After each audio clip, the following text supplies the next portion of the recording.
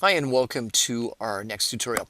This tutorial, I'm going to take a look at how you can build a circuit in class using a breadboard. So a breadboard is a simple device that allows us to quickly build circuits.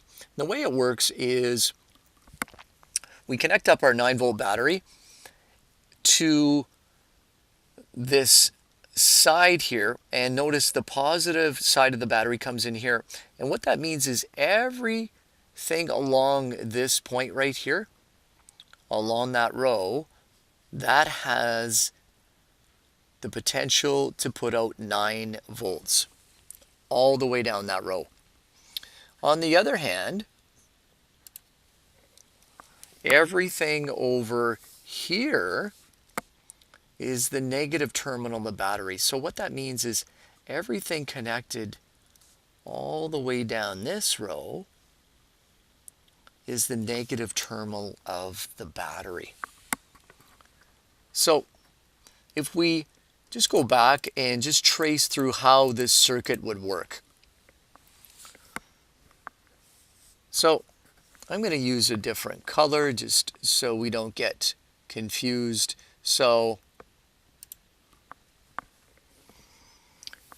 the way this would work is the electrons would flow from the positive terminal of the battery all the way into this here. Now remember, these are all connected together.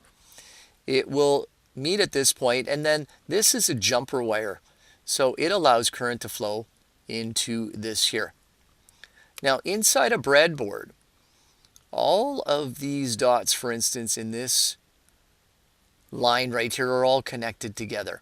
All the ones in this line here are connected together. So all the ones in this line are connected together. So I put a jumper wire to there, and what that will do is it will allow the current to flow through this resistor. Then it comes back out here and it sees an LED, it sees a diode.